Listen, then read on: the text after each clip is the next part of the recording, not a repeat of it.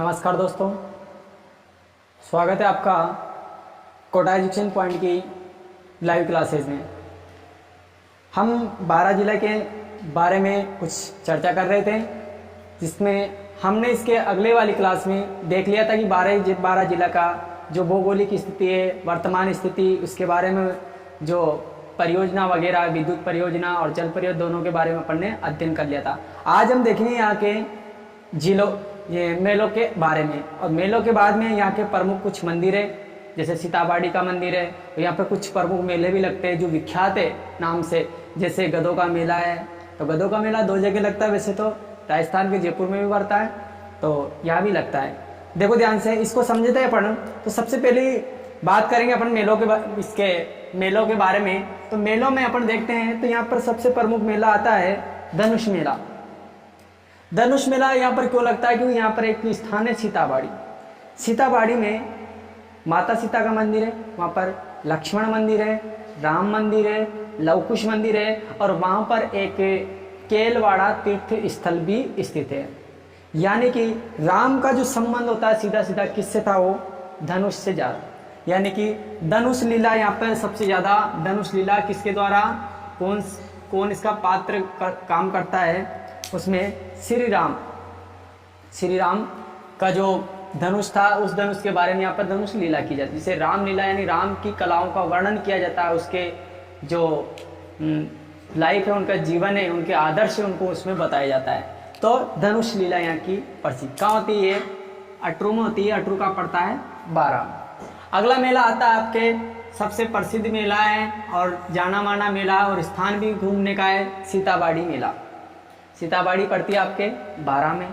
ये जो सीताबाड़ी मेला है, ये ज्येष्ठ अमावस्या को भरता है। ध्यान रखें कि कब भरता है?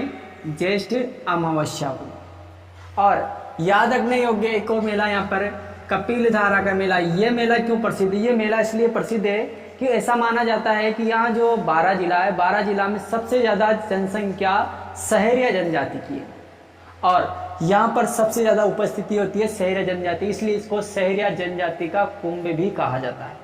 सहरिया जनजाति का कुंभ क्या है? वो कपिल धारा, कपिल मुनि याद नहीं रखना आपको, यहाँ याद रखना है कपिल धारा का मेला। ठीक है, कपिल मुनि का मेला अलग है। ये कार्तिक पूर्णिमा को भरता है, कार्तिक की जो पूर्णिमा आती है उसको भरता है। और इसके बाद में आपके आता है ब्रह्माणी माता मेला। ब्रह्माणी माता यहाँ क्या, जो सोरसेन है यहाँ की अंता 12 में सोरसेन में एक मंदिर है, ब्रह्माणी माता मंदिर। इस ब्रह्माणी माता मंदिर के जस्ट सामने ब्रह्माणी माता का मेला पड़ता है, और ये पीठ प्रदान मेला। पीठ प्रदान का मतलब है यहाँ की माता जो है ब्रह्माणी माता, इसकी पीठ की पूजा की है, न कि उसके चेहरे के दर्शन के, केवल उसके पीठ की पूजा की जाती है। भोग भी पीठ पे लगते हैं, यानी कि विश्व का एकमात्र मंदिर है ये जहाँ पर एक पीठ पूजा की जाती है। तो ध्यान रखें, विश्व का एकमात्र मंदिर है ये ब्रह्माणी मेला, जहाँ पर किसकी पूजा की जाती है? पीठ की। कहाँ पर है ये? सोरसेन 12 में। ठीक है, इसके बाद में याद रखने योग्य ये भी है कि गधों का मेला। अब इसलिए मेला आवश्यक है ये, क्योंकि ये जो गधों का मेला है एक ही दिन 2 जगह पर लगता है। एक तो लगता है जयपुर में क्या लगता है? लूणियावास जयपुर में। कब लगता है? माघ शुक्ल सप्तमी, दोनों एक ही दिन लगते हैं। और 12 में जो लगता है वो है सोरसेन अंता में लगता है, और एक और कहाँ लगता है? ये जयपुर। अगर ध्यान रखो आप तो किसमें लगता है? जयपुर। इसके बाद में आपके हैं सीताबाड़ी के बारे में अगर वर्णन किया जाए तो सीताबाड़ी बहुत ही अच्छा घूमने का स्थान है। यहाँ पर अच्छे अच्छे कुंड देखने को मिलते हैं, अच्छे अच्छे मंदिर है। तो सीता माता मंदिर भी यहीं पर है, राम लक्ष्मण मंदिर यहीं है, लवकुश मंदिर यहीं है, और केलवाड़ा तीर्थ स्थल यहीं पे है। इसके बाद में बात करते हैं अपन इन मंदिरों की, आगे चलते हैं। तो मंदिरों में यहाँ का प्रसिद्ध है भंड देवरा शिवालय। शिवालय का सीधा सीधा अर्थ होता है भगवान शिव से संबंधित। ठीक है, शिव बंड देवरा। अब बंड देवरा इसको क्यों कहा जाता है, इसकी भी एक डिटेल है। देखो, बंड देवरा इसलिए इसको कहा जाता है क्योंकि ये टूटा फूटा मंदिर है। कौन कैसा है? टूटा फूटा शिवालय, टूटा फूटा शिवालय, इसलिए इसको बोला जाता है भंड देवरा। भंड देवरा, टूटा फूटा शिवालय। अब ये टूटा फूटा शिवालय या भंड देवरा शिवालय, इसका निर्माण मेघवंशी शासक मलय वर्मन के द्वारा करवाया गया था। मेहद वंश एक शासक हुए जिनका नाम था मल्लवर्मन, इनके द्वारा करवाया था। ये बारा के रामगढ़ में स्थित है। ठीक है, इसके बारे में ऐसा कहा जाता है कि ये हाड़ौती का खुजारो कहा जाता है। क्या कहा जाता है? हाड़ौती का खुजारो। क्या कहा जाता है? हाड़ौती का खुजारो। और ऐसा भी कह सकते अपन राजस्थान का दूसरा खुजारो। ये कौन सा है? राजस्थान का दूसरा खुजारो।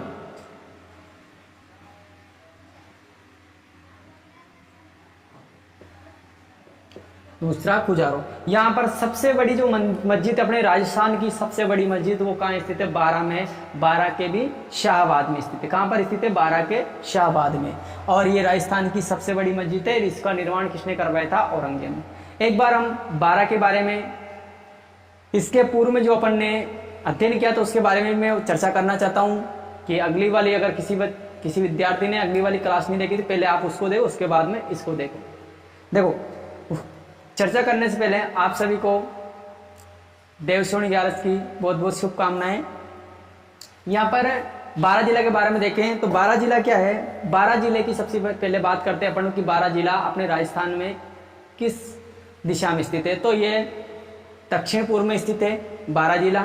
और बारा जिला के उपनाम की बात करें, उपनामों में वराह नगरी कहा जाता है, इसको मसालों की नगरी कहा जाता है। एक और सर्पों की शरण स्थली है बारा। क्या है? बारा। ठीक है, इसके बाद में ऐसा माना जाता है कि 14वीं-15वीं में सदी थी। इसके मध्य में जो सोलंकी चालुक्य वंश के राजपूत थे, इन्होंने 12 तालाबों को बांटकर या 12 गांवों को बांटकर 12 नगर बसाया था। ये राजस्थान में कब अस्तित्व में आया? 10 अप्रैल 1991 में इसको बारा जिला घोषित किया गया है। हाड़ौती का जो भाग है आपके कोटा, बूंदी और झालावाड़, इसको अलग करके, ये कोई रियासत नहीं है, इसको अलग करके बारा जिला बनाया गया था। बात करते हैं कि बारा जिला की जो सीमा है, सीमा किस किस के साथ लगती है? राज्य के साथ पूछी जाए तो एमपी के साथ लगती है। और बारा जिला की अगर सीमा की बात करें जिलों में, तो जिलों में झालावाड़ और कोटा के साथ लगती है। आगे बात करते हैं कि इसका जो निर्माण है वो ज्वालामुखी से हुआ। इसका जो भाग है ये बारा वाला, ये बारा वाले भाग को दक्षिण पूर्वी पठारी का भाग, दक्षिणी पूर्वी पठारी जो क्षेत्र है उसका भाग है। और इसका निर्माण ज्वालामुखी के कारण हुआ। ज्वालामुखी में 2 प्रकार की चट्टानें निकली थी, ग्रेफाइट और बेसाल्ट चट्टान। बारा में जो पाई जाती है बेसाल्ट यानी बारीकी कण वाली मिट्टी पाई जाती है, जो कि होती है काली मिट्टी। बात करते हैं अपन नदियों की और यहाँ की परियोजनाओं की। तो 2 नदियां प्रमुख है, पार्वती और परवन नदी। जिसकी जो पार्वती नदी है, पार्वती नदी सिरोही पर्वत एमपी से निकलकर ये बारा में प्रवेश करती है। बारा में प्रवेश करने के बाद में जाके चंबल में मिल जाती है। तो जिसकी जो बारा है, बारा में यहाँ पर कुछ परियोजना स्थित है जिनके नाम है रेतड़ी है, अंधेरी है, लासी है, ऐसी कुछ परियोजना है। तो हमने इसमें परियोजना के बारे में देखा। तो परवन का और देख लेते हैं। परवन में क्या है? मालवा का पठार जो है ये वहां से निकलती है एमपी से और झालावाड़ में होते हुए काली सिंध में मिल जाती है। झालावाड़ जिले में आती है और वहां पे काली, इस पर एक परियोजना स्थित है जिसका नाम है परवन। बात करते हैं अपन इस पे विद्युत परियोजना की। तो सबसे बड़ी जो विद्युत परियोजना है इस बारा जिले की, उसमें है Chhabra super critical power plant. ध्यान रखें कौन सा पावर प्रोजेक्ट है? Critical power project. तो इसमें 8 इकाइयां संचालित है जिसमें 3640 मेगावाट की बिजली का उत्पादन किया जाता है। ध्यान रखें क्रिटिकल पावर प्रोजेक्ट है। और इसके बाद में एक है आपके कवाई परियोजना। कवाई परियोजना में क्या है? ये अडानी जो ग्रुप है उस अडानी ग्रुप के द्वारा संचालित है। और इसकी 2 इकाइयां जिनसे 1340 मेगावाट बिजली का उत्पादन होता है।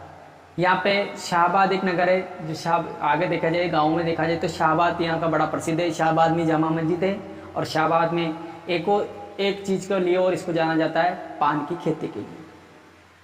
ठीक है, और इसमें आगे देखा जाए तो शाहबाद में एक मेला भरता है जिसको बोलते हैं अपन फुल डोल मेला।